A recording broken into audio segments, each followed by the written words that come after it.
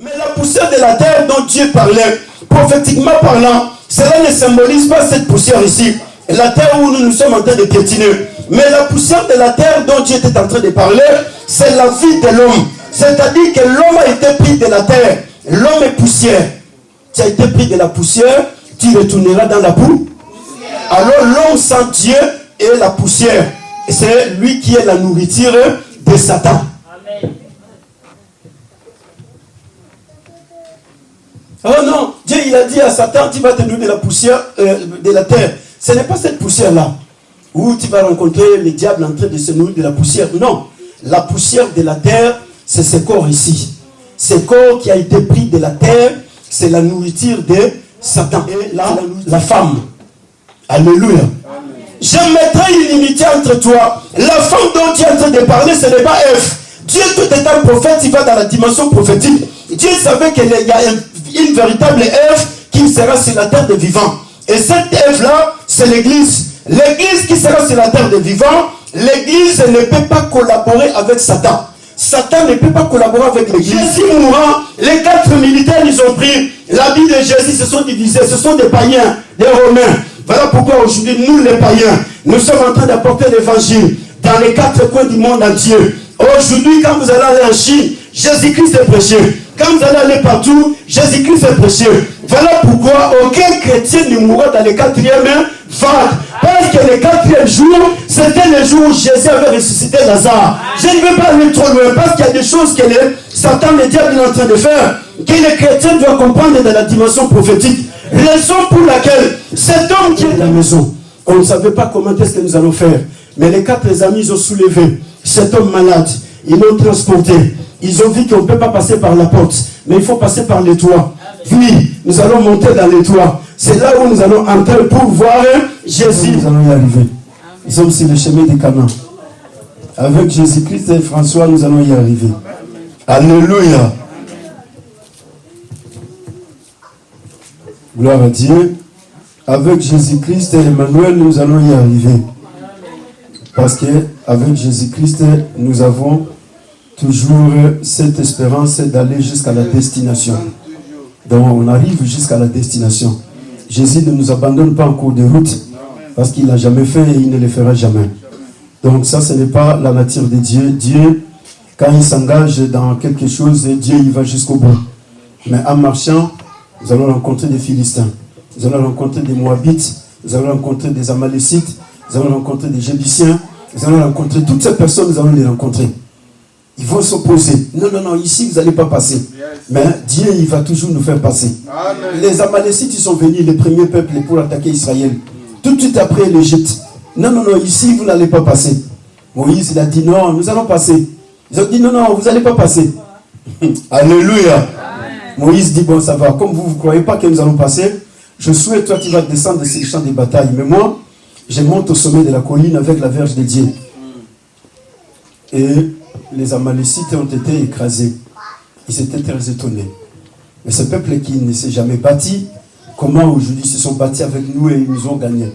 Donc avec Jésus-Christ, nous allons y arriver. Gloire à Dieu. Genèse chapitre 3, nous allons lire la parole de Dieu pour que nous puissions avancer. Sois dans la joie parce qu'avec Dieu, nous ferons des exploits et il écrasera nos ennemis. Avec Dieu, nous allons faire des exploits et il va écraser nos ennemis. Gloire à Dieu, car c'est la parole de Dieu. Alors pour le respect de la parole de Dieu, tu vas bouger un tout petit peu, te mettre debout, honorer la parole de Dieu. Dans le livre de Genèse chapitre 3, nous avons lu les versets 14 à 15 pour la gloire du Seigneur. Genèse chapitre 3, versets 14 à 15. Je lis la parole de Dieu au nom du Seigneur Jésus-Christ Nazareth. Amen. Il est écrit ceci, l'Éternel Dieu dit au serpent, puisque tu as fait cela, tu seras maudit entre tous les bétails et entre tous les animaux des champs. Tu marcheras sur ton ventre et tu mangeras de la poussière tous les jours de ta vie. Je mettrai une inimitié entre toi et la femme, entre ta postérité et sa postérité. Celle-ci t'écrasera la tête et tu lui blesseras les talons. Parole du Seigneur. Amen. Alléluia. Amen. Parole du Seigneur. Amen. Voilà, ça c'est la parole de Dieu, mon frère, ma soeur. Nous entrons dans la dimension prophétique de la parole de Dieu. Alléluia. Parce que nous sommes au temps où l'Église doit entrer dans les calendriers prophétiques de Dieu. Les gens, ils sont perdus dans les quatre coins du monde entier. Les gens, ils se posent des questions. Est-ce que nous sommes à la fin du temps, comme Jésus l'avait déclaré? Non, nous ne sommes pas encore à la fin du temps. Mais le problème est que l'Église doit entrer dans la dimension prophétique de la parole de Dieu. L'Église doit entrer dans les calendriers prophétiques de la parole de Dieu. Alléluia. Oui, la fin du temps va y arriver. Jésus en a déjà proclamé. Jésus en a déjà prophétisé. Il a dit, on vous dira, il y a un grand prophète de l'autre côté, mais Jésus il a dit, n'allez pas là-bas. Montez sur la montagne parce que Jésus est là-bas. Non, n'allez pas là-bas. Mais Jésus il a dit, ce n'est que le début du commencement. Il y aura des bruits de guerre dans le livre de Matthieu, chapitre 24, Marc, chapitre 13. Jésus a expliqué des choses qui vont symboliser la fin des temps. Alléluia. Mais ça ne sera pas la fin du temps. Donc voilà pourquoi on n'est pas encore dans la fin du temps. Et quand toutes ces choses sont en train de se faire sur la terre des vivants, les gens ils se disent, ah oui, c'est les 666. C'est comme ça, on nous donne aujourd'hui l'ordre de se faire quoi? Vacciner, donc c'est les 666. Non. Là-dedans, les 666 n'a rien à voir. Alléluia. Amen. Les 666, c'est l'accomplissement de la prophétie de la parole de Dieu. Voilà pourquoi Pierre dit, la parole prophétique est une lampe qui éclaire, jusqu'à ce que l'étoile brillante du matin sera formée dans vos cœurs. Donc, le peuple doit entrer dans la dimension de la parole prophétique pour comprendre les choses prophétiques de la parole de Dieu. Alléluia. Pour que les 666 se manifestent sur la terre des vivants, il y a les 70 semaines de Daniel qui doivent s'accomplir. Tant que les 70 semaines de Daniel ne se sont pas accomplies dans les nations, il n'y a pas de 666. Sinon là, Dieu va devenir un plus grand menteur de tous les menteurs. C'est-à-dire que là, on va dire, mais Dieu, il a oublié. Et comme Dieu a oublié, c'est comme ça qu'aujourd'hui, le 666 est à Paris, donc l'Antéchrist est déjà en action. Alléluia. Mais écoutez la parole prophétique. La parole dit ceci. C'était dans le jardin d'Éden. Dieu, il a mis l'homme et la femme. Dieu les a confiés le jardin. Il a dit, je vous donne le jardin. Vous allez vivre, moi, je reste au ciel. Vous allez rester dans le jardin. Et Dieu, il a donné l'ordre. Il a dit, cultiver et garder le jardin. C'était la mission, la première alliance que Dieu a traitée avec l'homme. C'était de cultiver, de garder le jardin soigneusement. Et malheureusement, que l'homme, il a failli dans sa mission. Le serpent est apparu. Mais le serpent, lui, n'est pas venu de lui-même. Le serpent, il a été envoyé. Alléluia. Le serpent est envoyé par qui? Par Satan. Satan, Lucifer, envoie le serpent parce que lui, il a commencé déjà à s'agiter depuis le ciel. Au ciel, il s'est agité. Il était Lucifer, l'ange de la lumière, et il s'est agité. Il voulait qu'on puisse l'adorer comme on adore Dieu. Et Dieu, il a dit non, précipitons-le sur la terre. Dieu, il a précipité Satan, Lucifer sur la terre. Et Lucifer, dans sa jalousie, Lucifer, dans sa colère, dans sa haine, il a dit non, moi je suis chassé du ciel, donc l'homme aussi doit être chassé du jardin. Nous allons tous nous retrouver dans la même position. Alléluia. Voilà la plus grande démarche de Satan à l'égard de l'homme. Donc comme moi je suis rejeté, l'homme aussi doit être rejeté. Cet homme dont Dieu donne beaucoup de valeur, cet homme dont Dieu donne beaucoup de considération, cet homme dont Dieu a pris le temps de lui créer à son image, à sa ressemblance, doit aussi quitter le jardin. Nous allons tous nous retrouver sans un endroit fixe. Parce que le jardin, c'était l'adresse de l'homme. Alléluia. C'est comme aujourd'hui, tu as ton adresse. Non, je vais devoir la sœur Gisèle. Ah, la sœur Gisèle, elle habite dans telle ville, avenue, numéro tel. C'est ça ton adresse. Alors, la personne qui a besoin de toi passera directement à l'adresse qu'on a indiquée. Non, la sœur Gisèle, elle prie à l'église évangélique de la Faute Antique. 9 rue de la Poterie, donc 93, 200, quand tu vas là-bas à Saint-Denis, tu vas les retrouver. Alléluia. Et le jardin, c'était l'adresse de l'homme. Dieu, il venait dans le jardin pour parler avec l'homme et la femme. Satan, Lucifer, le ciel était son adresse. Et quand il va perdre l'adresse, lui aussi, il a besoin que l'homme perde son adresse. Pour qu'enfin que tous nous puissions nous retrouver des vagabonds. Donc, on te cherche, on ne sait pas comment te localiser et par où commencer. Et la parole de Dieu nous dit, le serpent était un animal qui était bien. Et il n'était pas comme il est devenu aujourd'hui. Mais qu'est-ce qui est arrivé? Il était devenu l'instrument entre les mains du diable. Il était devenu l'instrument de Satan. Satan, pour rentrer dans le jardin, il a cherché, il a dit, bon, le vrai canal où je peux passer, ça sera le serpent. Parce que si j'osais passer par les crocodiles, ça ne va pas tenir. Mais je vais passer par le serpent. Satan va utiliser le serpent. Et quand il va utiliser le serpent, il va mettre les paroles dans la bouche du serpent. Alléluia. Tu vas poser des questions à la femme. Et après, tout ce qu'elle va pouvoir dire, toi aussi tu lui diras, tout ce que moi je vais mettre en toi. Et Satan, il est apparu, il a posé la question. Est-ce que Dieu a-t-il réellement dit? La femme lui dit, oui, Dieu, il a dit, certainement que le jour où nous mangerons le fruit de cet arbre, ce jour-là, nous allons mourir. Et Satan, pour la première fois, il va dire, non, Dieu vous a menti. Il a fait de Dieu un grand menteur. Mais il a oublié que c'était lui le menteur qui était en train de ruiner la vie de l'homme. Et après avoir négocié avec la femme, Satan va séduire la femme. C'est-à-dire que Satan travaille au travers des serpents. Satan, on ne le voit pas, mais on voit les serpents. Et le serpent, il va commencer à parler. Après avoir parlé, la femme va incliner l'oreille à toutes les paroles du serpent. Et quand elle va écouter le serpent, la femme va accepter toutes les paroles que le serpent lui a parlé. Et après avoir avalé toutes ces paroles, la femme va proposer à son mari les mêmes paroles que le serpent lui avait dites. Et la femme va dire, écoutez, ton Dieu là, il nous a menti. Depuis tout ce temps que nous sommes en train de regarder les fruits qui est là dans l'arbre de la connaissance des biens et du mal, non, nous allons essayer de goûter. Alléluia. Amen. Adam dira, ok, c'est pas un problème. Comme toi tu as bien parlé avec lui, ça dit que nous allons essayer. Comme Dieu aussi nous a menti, nous allons vraiment essayer de goûter pour découvrir qu'est-ce que Dieu nous a caché là à l'intérieur. Ils ont pris les fruits, ils ont mangé. Et après avoir mangé les fruits, la première des choses, leurs yeux se sont ouverts. Alléluia. C'est les yeux qui s'ouvrent. Leurs yeux se sont ouverts. Et la deuxième des choses, la conscience de l'homme est partie en envers. Ça dit que l'homme avait une conscience qui était pire, mais la conscience de l'homme était devenue souillée. Et quand la conscience de l'homme devient souillée, c'est-à-dire Adam, sa conscience devient souillée. Et qu'est-ce qu'Adam fait dans cette situation?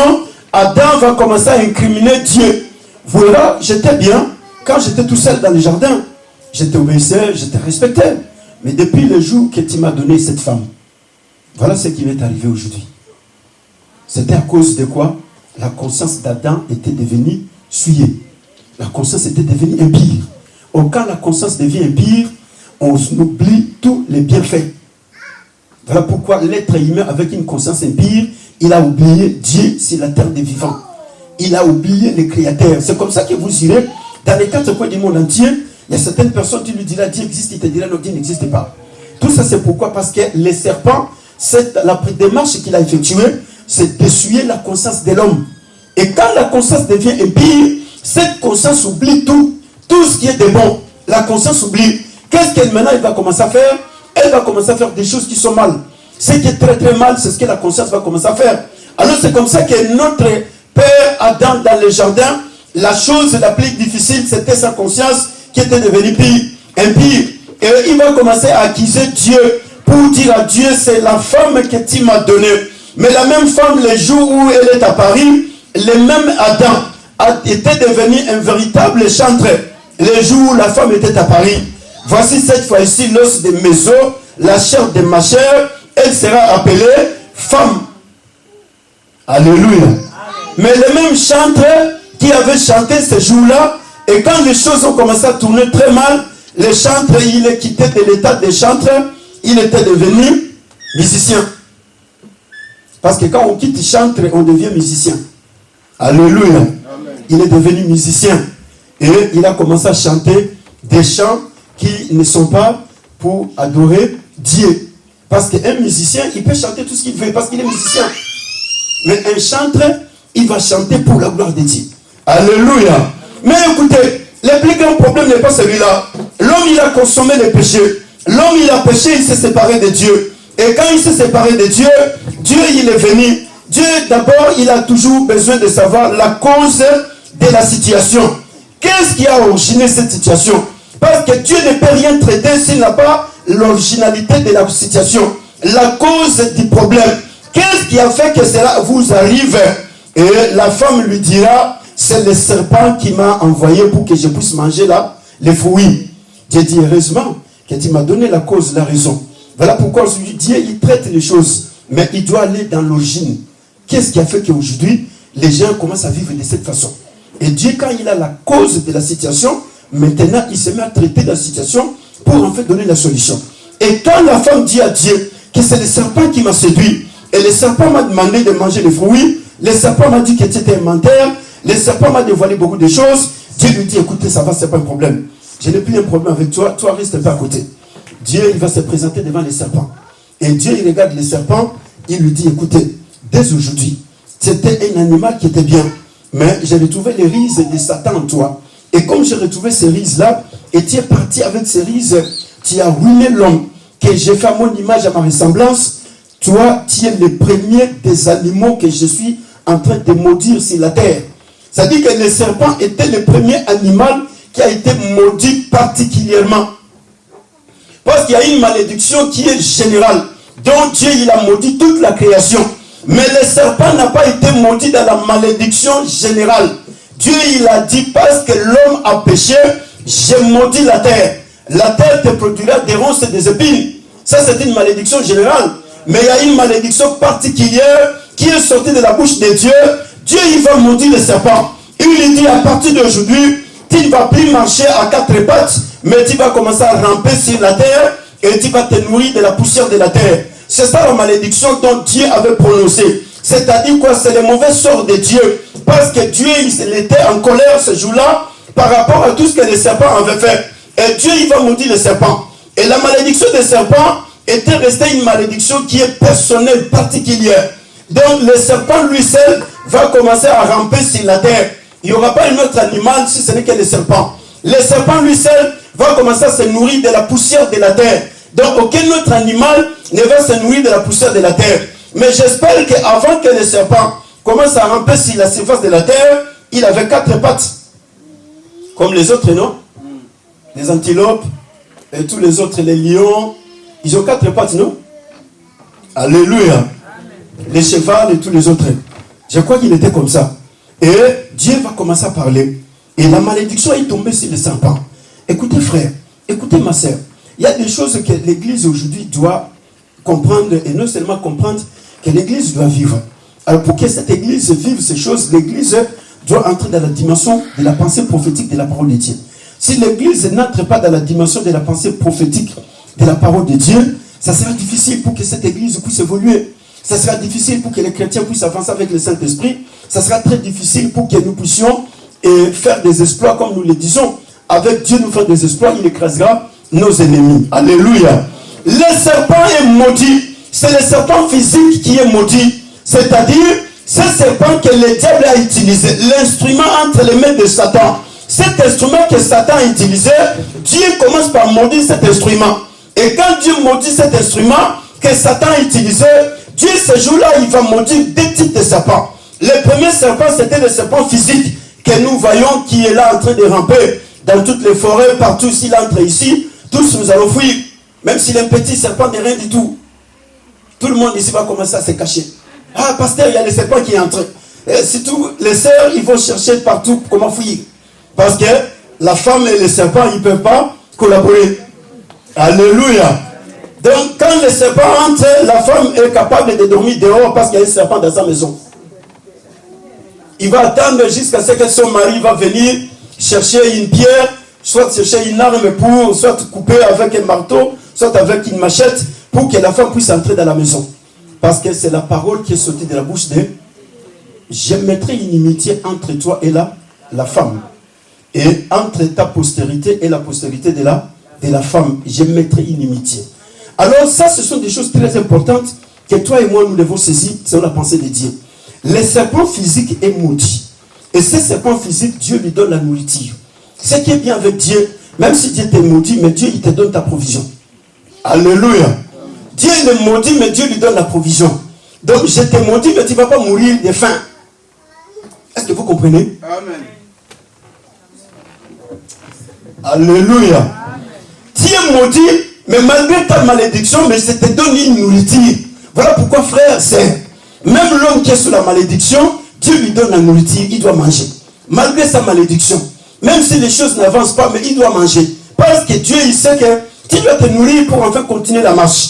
Alors le serpent physique, lui, il est maudit. Et sa malédiction repose sur tout ce que la parole de Dieu avait prononcé. Tu vas ramper sur la terre et tu vas te nourrir de la poussière de la terre. Et Dieu lui dit, je mettrai une inimitié entre toi et la postérité de la femme. Mais Dieu, dans l'entretemps, ne parle plus au serpent physique. Dieu, il parle au deuxième serpent, qui est le serpent spirituel. Le serpent spirituel s'appelle Satan le diable. Alléluia. Dieu, maintenant, il va commencer à parler à Satan le diable. Toi, Satan le diable qui a envoyé le serpent, je ferai une chose de très dangereuse. Mais la chose la plus dangereuse, je ferai, c'est quoi? Je mettrai une inimitié entre toi et la postérité de la femme. C'est-à-dire, toi et la femme, toute ta vie, vous n'allez pas vous entendre. Toi et la femme, toute ta vie, vous n'allez pas collaborer. Donc, il n'y a pas de collaboration entre les serpents et la femme et la postérité de la femme. Alors, c'est comme ça que Dieu, il a conclu dans cette parole.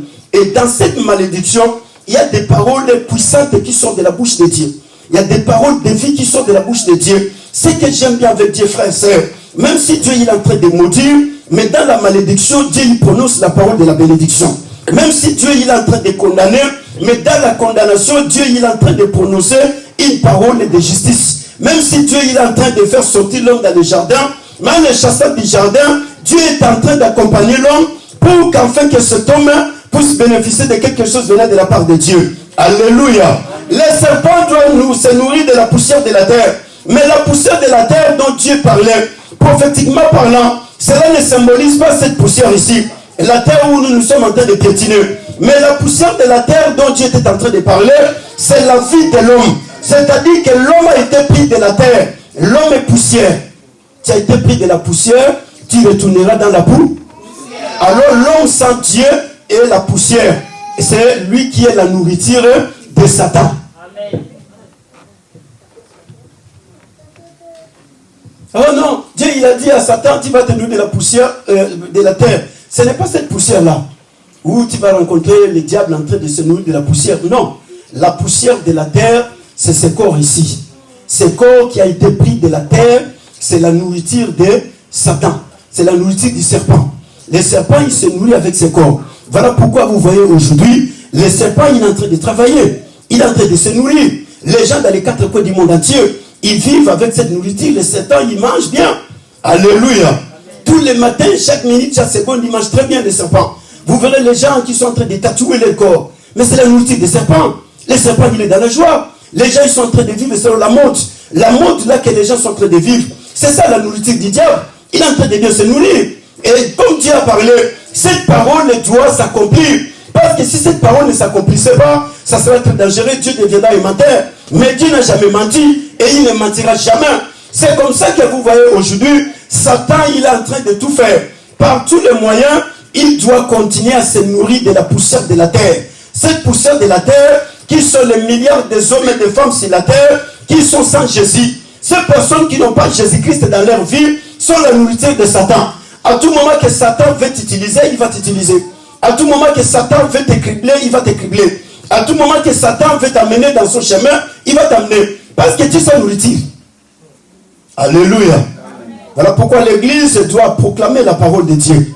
L'Église doit porter la parole à l'humanité. L'Église doit annoncer la parole prophétique de Dieu aux familles du monde entier. Toutes ces personnes qui sont dans la magie, dans la sorcellerie, dans l'occultisme, dans les fétiches, dans le maraboutage, l'idolâtrie, dans la prostitution, dans la débauche, dans la dictature, dans toutes ces choses-là, c'est la nourriture de Satan. Satan, il se nourrit de ces choses. Il est très joyeux quand cela est en train de se passer. Mais écoutez, gloire à Dieu. Dans cette même malédiction, Dieu il va prononcer la parole de vie. Dans la même malédiction, Dieu il va prononcer une parole de victoire. Dans la même malédiction, Dieu il va proclamer une parole d'espérance, frère. La parole prophétique de Dieu va sortir de la bouche de Dieu. Dieu il va prophétiser et il va donner des promesses. Alléluia. La prophétie de Dieu. La rédemption n'a pas commencé sur la croix de Golgotha. La rédemption a commencé au ciel. Mais sur la croix, c'était que l'accomplissement de ce qui avait déjà commencé au ciel. Voilà pourquoi Pierre dit que cela a été avant la fondation du monde. Jésus a été déjà sacrifié avant la fondation du monde. Alléluia. Dans le livre d'1 Pierre, La parole de Dieu dit, nous avons été rachetés à un grand prix. Et les prix avec lesquels nous avons été rachetés, c'est le sang de l'agneau qui a été versé avant la fondation, dit, avant que le monde soit, le sang était déjà versé. La rédemption avait déjà eu lieu depuis le ciel. Parce que Dieu, il savait que les serpents nous ont chassés. Apocalypse 12 dit quoi? Malheur à la terre, car le diable est descendu avec une grande côte, sachant qu'il a peu de temps, et il va faire quoi? Il va ravoir. Il a peu de temps. Mais dans ce peu de temps qu'il lui est donné, il n'est pas venu avec beaucoup de pitié. Dans ce peu de temps qu'il lui est donné, il n'est pas venu avec compassion, parce que le diable ne sera jamais compatissant. Il ne va pas compatir, même avec ses agents, même les gens qui travaillent pour lui, le diable ne compatit pas. Le jour où Satan va commencer à compatir, ce jour-là, nous aurons une autre Bible. Celle-là sera fermée, on va nous écrire une nouvelle. Alléluia. Il est descendu dans toute sa colère. C'est-à-dire quoi? Satan, le diable, lui, il sait que Dieu lui-même a donné la nourriture, la poussière de la terre. Je dois me nourrir de cette nourriture-là. Dieu aussi ne m'empêchera pas. Mais Dieu est toujours dans la même malédiction dont il a prononcé. Dieu prononce une parole de victoire. Dieu prononce une parole d'espérance pour l'humanité. Dieu prononce une parole de vie pour les familles du monde entier. Dieu, il va dire ceci. Là, il parle au serpent spirituel qui est Satan, le diable appelé le dragon, le serpent ancien. Dieu, il est en train de lui parler. Il dit, je mettrai une inimitié entre toi et la femme. Alléluia. Amen. Mais là, Dieu ne parle pas à la femme comme une femme physique. Dieu ne parle pas à la femme comme Gisèle, que Dieu est en train de parler. La femme dont Dieu est en train de parler, où Dieu va mettre l'inimitié, s'appelle l'église. C'est avec l'église que Dieu met l'inimitié, Satan, frère. Voilà pourquoi beaucoup de chrétiens se posent des questions. Qu'est-ce qui se passe avec l'église? Pourquoi Satan, il attaque toujours l'église? Parce que la prophétie est sortie de la bouche de Dieu. Dieu lui-même, il a dit, je mettrai une inimitié entre toi et la femme. Alléluia. Je mettrai une inimitié entre toi. La femme dont Dieu est en train de parler, ce n'est pas Ève. Dieu, tout étant prophète, il va dans la dimension prophétique. Dieu savait qu'il y a une véritable Ève qui sera sur la terre des vivants. Et cette Ève-là, c'est l'église. L'église qui sera sur la terre des vivants, l'église ne peut pas collaborer avec Satan. Satan ne peut pas collaborer avec l'église. Je mettrai inimitié, je mettrai hostilité. Voilà pourquoi, frère, s'il y a quelque chose où il y a une institution que Satan haït totalement sur la terre, c'est l'église de Dieu. Cette église que nous sommes, cette église qui a vécu pendant beaucoup d'années, cette église travaille sous l'effet de la persécution depuis le jour où la parole prophétique est sortie. Alors l'église ne peut jamais travailler dans le monde, frère, dans la tranquillité. L'église ne peut jamais travailler dans la paix. Parce que le monde qui est le système du diable combat l'église qui est la femme, l'épouse du véritable Adam. Oh, le vrai Adam, ce n'est pas celui qui a péché dans les jardins d'Éden. Mais le vrai Adam, c'est celui qui est venu mettre fin avec les reines du péché. S'appelle Jésus-Christ de Nazareth. Alors Dieu, il va parler. Je mettrai une inimitié entre toi. Frère, nous vivons avec des ennemis. Tu dois comprendre que l'église vit en face de tes ennemis. Alléluia. Entre toi et la femme, et entre la postérité de la femme et ta postérité. La postérité de la femme, c'est Abel. Et la postérité des serpents s'appelle Caïn. Voilà pourquoi Caïn, il a tué A. Est-ce que vous me comprenez? La postérité de la femme s'appelle Abel. La postérité du serpent s'appelle Caïn. Et Caïn, qu'est-ce qu'il doit faire? Il doit tuer A. Parce qu'il y a une inimitié entre Abel et Caïn. Même s'ils sont sortis dans les mêmes ventres d'Ève. Mais il y a la parole qui est prononcée. La prophétie est sortie. Et comme la prophétie est sortie, cette prophétie doit s'accomplir. Et je mettrai une inimitié entre la femme et le serpent. Ce serpent-là, ce n'est plus le serpent physique. C'est le serpent spirituel qui s'appelle Satan, le diable. Le dragon ou le Dieu. Jusqu'à ce que nous allons tomber, c'est la véritable postérité de la femme qui s'appelle Sem. Alléluia. Et cette postérité-là, il y a une inimitié entre l'homme, cette femme-là, et le serpent. Le serpent, c'est Satan, le diable, qui est là, mon frère, en train de séduire l'humanité tout entière. Satan qui est là, en train d'amener l'humanité tout entière à vivre dans les choses dont les hommes sont en train de voir sur la terre des vivants. Mais dans l'entretemps, lui, il connaît les secrets. Qu'est-ce qui se cache derrière tout ce qui se passe dans les quatre coins du monde entier? Raison pour laquelle L'église de Dieu que nous sommes au temps où l'église ne peut pas vivre dans la paix. Nous sommes au temps où l'église ne peut pas dire non. Nous sommes pendant le temps des 667. Non, frère. Le 667 n'est pas encore le temps. Parce que le 5e sceau n'est pas encore ouvert. Pour que nous entrions dans le 667, il faut que le 5e sceau soit ouvert. Mais le 5e sceau n'est pas encore ouvert. Le 6e sceau n'est pas encore ouvert. Le 7e sceau n'est pas encore ouvert. Jésus n'a pas encore combattu le combat d'Armageddon. Et comment est-ce que l'antéchrist va travailler? Mais l'antéchrist, il va travailler avec les 666. Amen. Là, vous êtes en train de contredire la parole de Dieu. Et là, vous êtes en train de faire vivre les peuples de Dieu dans la confusion. Et c'est une confusion totale. Parce que le combat ne s'est pas encore passé. Jésus doit combattre. Jésus doit revenir sur la terre. Jésus doit régner pendant 1000 ans. Mais il n'a pas encore fait cela. Et comment est-ce que maintenant, l'antéchrist, il va commencer à cacheter les gens pour qu'en fait que les gens sur la terre des vivants? Non, frère. Mais nous sommes dans le temps de la persécution. Parce que la parole est sortie de la bouche de Dieu. Je mettrai une inimitié entre toi et la femme. Entre ta postérité et la postérité de la... Qui est la postérité du serpent? Ce sont tous les gens qui ne croient pas en Dieu. C'est-à-dire tous les occultistes, c'est la postérité de Satan. Tous les francs-maçons, tous les sorciers, toutes les sorcières, tous les féticheurs, tous les marabouts, c'est la postérité de ça. Alors nous vivons avec ces gens-là. Alléluia. Et quand nous vivons avec ces gens, qu'est-ce qu'ils vont faire? Tout le temps, ils vont nous attaquer. Parce qu'ils savent que c'est bien nous qui avons la promesse de la parole de Dieu. Et comme c'est l'église qui a la promesse, mais cette église n'a pas encore compris que la promesse a été déjà donnée. La prophétie qui est sortie de la bouche de Dieu. Je mettrai une inimitié. La postérité du serpent, ce sont tous ces gens qui nous contredisent. Ce sont tous ces gens qui sont en train de voter les lois contre la parole de Dieu. Ce sont ces gens qui acceptent aujourd'hui les mariages gays, tout ce qui se passe dans les 4 coins du monde entier. Ce sont tous ces gens qui aujourd'hui disent tout le monde doit se faire vacciner. Et il y a les Covid, il y a toutes les espèces de maladies. C'est la postérité du serpent. Et ils travaillent pour les serpents. Maintenant, l'église ne comprend pas que l'église aussi doit travailler pour Jésus-Christ. Et ils sont en train d'inventer les lois. Tous nous sommes appelés à aller nous faire vacciner. Oui ou non? Pasteur, apôtre, évangéliste, prophète, docteur, archibishop, archevêque, évêque, diacre, ancien.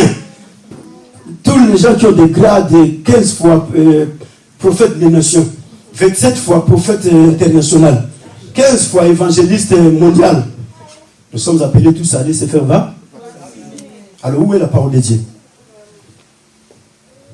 Alléluia. Où est Dieu? Et où est la parole de Dieu? Mais écoutez ce que Dieu dit. Je mettrai une inimitié entre toi et la femme.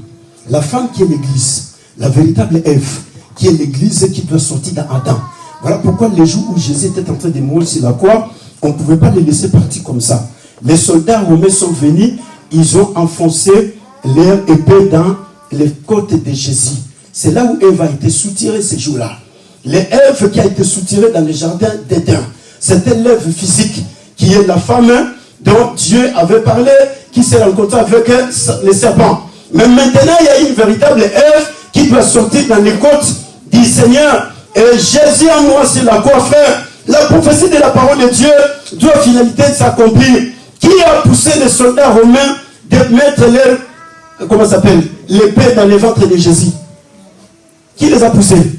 C'est le Saint-Esprit. Frère, Dieu il a parlé. Et quand Dieu parle, la prophétie de la parole de Dieu doit s'accomplir. Le Saint-Esprit est capable d'utiliser même un sorcier pour que la parole de Dieu puisse s'accomplir. Le Saint-Esprit est capable d'utiliser même un charlatan pour que la parole de Dieu puisse s'accomplir. Oh, la véritable Ève devrait naître. Mais cette Ève-là était à l'intérieur. L'homme qui mourait sur la voie, c'était lui le véritable Adam, qui portait la véritable sémence. Les frères Adam, il a péché dans le jardin d'Éden. Mais le véritable Adam ne pêche pas. Le véritable Adam, la promesse a été donnée. Tu lui mordiras les talons, mais lui, il t'écrasera la tête. Voilà la prophétie de la parole de Dieu. L'église de Dieu. Nous devons comprendre aujourd'hui que l'église ne peut pas vivre dans la peur. L'église ne peut pas céder à la panique. L'église ne peut pas céder à nos intimidations. Parce que l'église est la postérité véritable de la femme. Nous, avec le Seigneur Jésus-Christ, nous sommes la postérité véritable de la femme. Nous participons à l'écrasement de Satan sur la terre des vivants. Amen. Tu lui mordiras les talons. Satan, il va faire souffrir Jésus. Mais Jésus lui écrasera la tête. Oh, gloire au Seigneur. Amen. Alléluia. Amen. Dieu, il a parlé. Et il dit, toi, tu vas lui maudire l'état. C'était la souffrance que Jésus a passée sur la croix. C'était le temps où Jésus était en train de galérer sur la croix. Satan était tenté de lui mordre les talons. Jésus devait souffrir. Jésus devait payer le prix. Jésus devait payer. Mais la finalité, ce n'était pas la souffrance que Jésus était en train de passer sur la croix. Mais il y a une prophétie qui est sortie de la bouche de Dieu. Toi, tu vas lui mordre les talons. Lui, il va souffrir. Mais toi, qu'est-ce que lui, il va te faire? Il va t'écraser. Il a dit, les serpents et les escorpions. Je vous donne le pouvoir de marcher sur les serpents et les escorpions. Les scorpions utilisent saké. Mais les serpents utilisent la tête. Alléluia. Amen. Alors c'est comme ça que Moïse ne devrait pas toucher la tête. Moïse, lui, devrait toucher seulement la quête du Seigneur. Parce que la tête n'était pas pour Moïse. La tête était réservée pour celui dont la promesse était donnée depuis le jardin. Frère, la rédemption n'a pas commencé sur la croix de Golgotha. L'église n'est pas une église dépérée. L'église n'est pas une église des hommes et des femmes qui sont intimidés par les lois de la République. L'église n'est pas cette église-là. L'église, c'est l'église qui est investie, qui reconnaît la valeur de l'œuvre de la rédemption, qui a été accomplie par Jésus-Christ de Nazareth. La rédemption accomplie par Jésus-Christ, c'était pour mettre fin avec la domination de Satan. C'était pour mettre fin avec les règnes de Satan. Parce que la prophétie était déjà sortie. Toi, tu lui mordras les talons. Satan, il va nous faire souffrir, frère. Il va continuer de nous mordre les talons. Mais nous allons lui écraser la tête. Parce que nous sommes la postérité véritable de la femme. Voilà pourquoi Paul va dire aux Romains. Romains chapitre 16, verset 20. Alléluia. Amen. Gloire à Dieu. Ce n'est pas cette église-là qui va continuer à trembler. Oui, nous allons lire la parole de Dieu. Nous finissons par là pour la gloire du Seigneur. Qu'est-ce que nous dit le livre de Romains chapitre 16, verset 20? Romains chapitre 16, verset 20. Je lis la parole de Dieu. Le Dieu de paix écrasera bientôt Satan sous vos pieds. Il fera quoi? Il écrasera bientôt Satan sous vos pieds. Est-ce que vous pouvez lire la parole de Dieu à haute voix comme les frères? Lisez un peu. Le Dieu de paix écrasera bientôt Satan sous vos pieds. Que la grâce de notre Seigneur Jésus-Christ soit avec nous. Le Dieu de paix fera quoi? Écrasera bientôt Satan sous nos pieds. Ah. Bon, pourquoi vous avez perdu Satan? Lydia, pourquoi tu as perdu Satan? Alain, pourquoi vous avez perdu Satan? Tu lui mordras les talons, lui il t'écrasera là. Le Dieu de paix écrasera bientôt Satan sous nos pieds. Frère, Satan il est sous nos pieds. Celui qui est sous nos pieds, est-ce qu'il a la capacité de nous maudire? Quelqu'un qui est maudit, il a la capacité de maudire quelqu'un d'autre? Non, mais comment ça se fait? À l'église aujourd'hui, on parle de la malédiction. Satan, il maudit les vies des chrétiens. S'il s'agit de quels chrétiens? Ce sont des chrétiens qui n'ont pas encore donné leur vie au Seigneur Jésus-Christ, ou bien ce sont ceux qui ont donné leur vie totalement au Seigneur Jésus-Christ. Parce que le serpent lui-même, il est maudit. Merci. Le serpent dans la malédiction, frère, il n'a rien à faire. Mais ce qui est, c'est quoi? Nous, l'église, ensemble avec le Seigneur Jésus-Christ, nous participons à l'écrasement de Satan sur la terre des vivants. Jésus a remporté une victoire qui est incontestable, frère. Personne ne peut contester cela. Et l'église aussi sur la terre doit remporter la victoire sur Satan. Même si Satan multipliait ses persécutions. Parce que tout ça c'est la persécution. L'église primitive est passée pendant des années, pendant 10 persécutions. Plusieurs chrétiens sont morts. Voilà pourquoi la parole de Dieu dit même l'eau va donner tous les morts qu'il a engloutis. Parce qu'il y a des chrétiens à l'époque de Néron qui ont été jetés dans l'eau. Il y a des chrétiens à l'époque de Claude, l'empereur romain, qui ont été jetés, frères, dans les forêts où les lions les ont broyés. Voilà pourquoi Dieu parle des animaux, de l'eau, des forêts. Pourquoi? Parce que 10 empereurs romains qui ont maltraité l'église de Dieu. Pendant ces 10 empereurs, 10 persécutions, chaque empereur venait avec sa façon de persécuter l'église. Mais ce qui est très important, L'église, sous l'effet de la persécution, elle était toujours victorieuse. L'église, sous l'effet de la persécution, elle était toujours triomphatrice. L'église, sous l'effet de la persécution, l'église triomphait. Personne n'a jamais vaincu l'église de Dieu. Malheureusement, qu'est-ce qui fait la différence? L'église primitive, c'était cette église qui vivait selon la prophétie de la parole de Dieu. C'est l'église où on adorait que Jésus-Christ de Nazareth. C'est l'église où Jésus s'est été élevé. C'est l'église où on ne parlait pas de qui que ce soit, mais on parlait de Jésus-Christ matin et soir. Voilà pourquoi on prenait les pierres, on les jetait dans la prison. On les interdisait de ne plus continuer à enseigner en son nom. Fermez les bouches. Ces noms-là, on ne veut plus entendre parler. Frère, le nom de Jésus bouscule l'humanité tout entière. Quand le nom de Jésus est proclamé dans sa totalité, ça chamboule tout. Mais le problème aujourd'hui de l'église, c'est quoi? Parce que le véritable enseignement qui doit être enseigné n'est pas donné. Et comme l'église aujourd'hui parle trop de choses qui sont superficielles, c'est comme ça que nous voyons comme si nous sommes des perdants. Mais écoutez frère, écoutez ma sœur, l'église ne tombera pas sous les pièges de l'antéchrist. Les 666 ne touchera pas l'église. Quand l'antéchrist va commencer à travailler, l'église est comme cet homme qui était malade.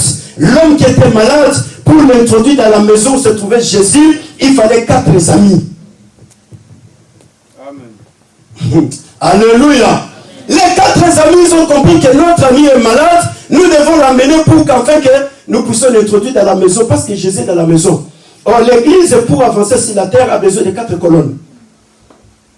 Persévérance dans la parole, l'enseignement des apôtres, la communion fraternelle, la fraction du pain et le prix. 4 colonnes pour faire avancer l'église. C'est-à-dire pour que l'église puisse croître spirituellement, physiquement, numériquement, financièrement, matériellement. 4 colonnes. Les jours où Jésus était en train de mourir sur la croix, il y a 4 soldats romains qui se sont partagés la tunique de Jésus. Frère, quand on vous parle des 4e vagues, il faut rentrer dans la prophétie de la parole de Dieu. Parce que le diable connaît les choses. Mais le diable, ce qui lui manque, c'est le positionnement. Il ne sait pas comment positionner les choses. Mais lui, il a la connaissance. Voilà pourquoi quand il est apparu devant Jésus, il est venu avec la connaissance. Mais celui qui lui manquait, c'était la révélation. Il n'a pas la révélation des choses, le positionnement des choses. Mais il sait, quand on parle du 4e vague, frère, pas qu'il retourne dans la prophétie de la parole de Dieu. Mais ce qu'il y a de très important, les chrétiens ne mourront pas dans les 4e vagues. Parce que le jour où Jésus est mort sur la croix, il y a 4 Romains, soldats romains païens, qui se sont divisés la tunique de Jésus. Et où sont partis ces 4 soldats? L'un est parti au nord, l'autre est parti au sud, l'autre est parti à l'ouest, l'autre est parti à l'est. Donc les 4 points pour dire que l'évangile doit atteindre les 4 coins du monde entier. Car c'est celle de Jésus-Christ qui va sauver l'humanité. Cette parole-là, frère, c'est celle qui va délivrer l'humanité. Voilà pourquoi, quand on parle du 4e vague, on ne parle pas cela au hasard, mais c'est par rapport à la prophétie de la parole de Dieu. Raison pour laquelle Jésus mourant, les 4 militaires, ils ont pris l'habit de Jésus, se sont divisés, ce sont des païens, des Romains. Voilà pourquoi aujourd'hui, nous les païens, nous sommes en train d'apporter l'évangile dans les 4 coins du monde entier. Aujourd'hui, quand vous allez aller en Chine, Jésus-Christ est prêché. Quand vous allez aller partout, Jésus-Christ est prêché. Voilà pourquoi aucun chrétien ne mourra dans les 4e vagues. Parce que le 4e jour, c'était le jour où Jésus avait ressuscité Lazare. Je ne veux pas aller trop loin, parce qu'il y a des choses que Satan, le diable, est en train de faire, que les chrétiens doivent comprendre dans la dimension prophétique. Raison pour laquelle cet homme qui était malade, il fallait 4 amis pour le soulever. Or, pour que l'église avance, elle a besoin de 4 colonnes. La persévérance dans l'enseignement des apôtres, fraction du pain, communion fraternelle et la prière, les 4. Mais pour qu'enfin on ramène ces malades, pour les faire introduire dans la maison où se trouvait Jésus, il fallait 4 amis. Amen. Alléluia. Amen. Parce qu'il y avait la foule. Jésus était à l'intérieur de la maison. On ne savait pas comment est-ce que nous allons faire. Mais les 4 amis, ils ont soulevé cet homme malade. Ils l'ont transporté. Ils ont vu qu'on ne peut pas passer par la porte, mais il faut passer par les toits. Puis, nous allons monter dans les toits. C'est là où nous allons entrer pour voir Jésus. Alléluia. Voilà pourquoi aucun chrétien ne mourra dans les 4 vagues. Là, je vous le dis au nom du Seigneur Jésus-Christ Nazareth. Parce que le chiffre 4, la prophétie de la parole de Dieu s'est déjà accomplie. Mais ce que nous sommes en train de vivre, c'est la persécution, c'est la tribulation. Jésus, il a dit, vous connaissez des tribulations. Le diable, il va causer l'église de Dieu. À tel point que beaucoup, ils vont abandonner leur foi. À tel point, parce qu'il y a une unité, ils vont inventer des lois qui vont nous coincer. Mais dans toutes ces lois, nous sommes de plus que vainqueurs. Dans toutes ces lois, nous sommes des triomphateurs. Parce que Satan est écrasé. Satan est écrasé. Alors c'est comme ça que les 4 amis vont transporter les malades pour l'introduire dans la maison. Ils vont enlever la toiture. Oh frère, l'église ne sera pas sur la terre. Les malades qui est transporté, c'est l'image de l'église qui sera transportée ce jour-là dans les airs. La toiture, c'est l'image du ciel. L'église sera au ciel. Jésus l'a dit, je vais vous préparer une place. Là où je serai, vous également, vous y serez. Oh, les 4 amis, ce ne sont pas des hommes physiques. Les 4 amis, c'est la parole de la Bible qui doit s'accomplir. Il y a la parole prophétique, il y a la parole de la révélation, il y a la parole apostolique et il y a la parole doctrinale. Ce sont les 4 amis qui vont transporter l'église pour l'amener dans les airs, pour qu'enfin qu'ils voient Jésus. Alléluia. Amen. Le Saint-Esprit nous donnera le temps. Alléluia. Amen. Vous allez chercher l'argent, nous allons trouver une salle. Parce qu'il y a la parole de Dieu qui doit être prêchée. Les gens ils sont en train de souffrir pour rien. Satan est déjà éclaté. L'église ne peut pas trembler. Mais la prophétie, elle est là. Nous allons nous mettre debout. Satan est un ennemi déjà fait. Oh, tu es un ennemi fait. La maladie est un ennemi fait. Le péché est un ennemi fait. Les échecs est un ennemi fait. La mort est un ennemi fait. Alors quelqu'un qui a déjà vaincu, il va me vaincre? Jamais. Alors acclamons le Seigneur Jésus-Christ Nazareth. Oui, ce sont des ennemis vaincus. Jésus les a tous vaincus, frère. Il n'a rien laissé en passant dans son parcours. Les grands vainqueurs, il a tout vaincu. Mais nous participons à l'écrasement de Satan.